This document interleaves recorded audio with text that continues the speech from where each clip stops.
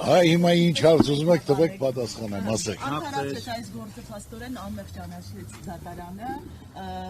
փաստաբանները ասացին, որ սա քաղաքական հետապնդման հետևանք է, ինչպես կմեկնաբանեք նախ այս ուղղությունը։ Ուրեմն ես չեմ ուզում ոչ մի այլ կերպ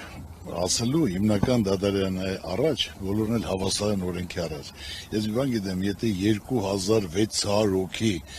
քննում են 2600 հոգու 110 հատ քննիչ դնում են, որ քննություն կատարեն, ու որևիցե մեկը Ծառուկյանի անունը չի տալի, ու Ծառուկյանը դրանպես կապ չունի կաշառք տալու։ Այսինքն ես պատրաստվել իհարկե ես չէի հավատում, սպասում եմ, որ Եվրոդատարան պետք է դիմենք, որ լիարժեք 100%-ով, եթե 2600 հոգուց մեկը ցուցում չի տալի Ծառուկյանի, կամ տենց հանձնարարություն չկա, ընտրությունա պետք է կատարվի, շնորհակալ ենք օրենքից, որ լիարժեք մարդիկ արդարացի որոշումը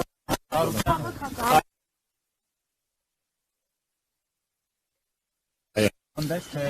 Ռուսաստանը եւ Բելարուսամետ օլիգարխները փորձում են հիմա Հայաստանի անկախությունը զոհաբերել երրորդ երկրների շահերին։ Ինչպես կմեկնաբանեք, ուղղակի ձեւով չասեմ, բայց ուղղակի հասկանալի ու միակնոտ։ Ուրեմն ում ակնը ես բարձրաձայն ասեմ, այսօր իմ օզածը, իմը, որ ես նայելով, տեսնելով, զգալով, որ իմ հայրենիքը սիրում եմ, իմ երկիրը, իմ ժողովուրդը, ամեն ինչ անում եմ իմ երկրի, իմ ժողովրդի համար, ես ինձ որ լավը զգամ, իմ թողած, իմ երեխաների, իմ ժողովուրդը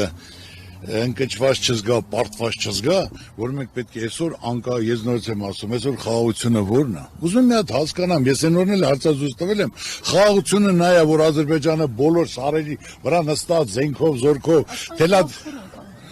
թելադրանքով, որ ես պետք է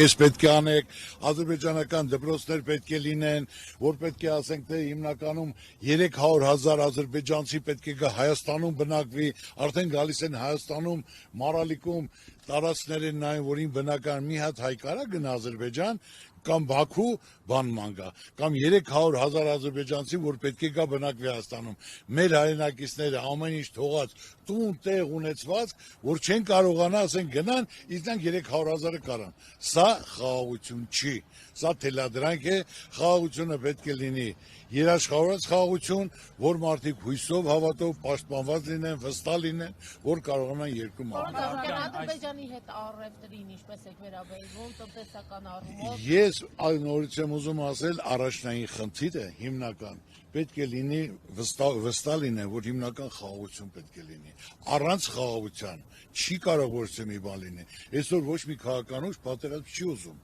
Ոչ մեկը պատերազմից ոչ մեկ չի օգտվում։ Պետք է լինի հիմնականում ձեզ ասում եմ երաշխավորած խաղաղություն, որ լիարժեք երաշխավորած լինի։ Հիմնական հարցը սա է։ Ես գնացի Սահմանին այդ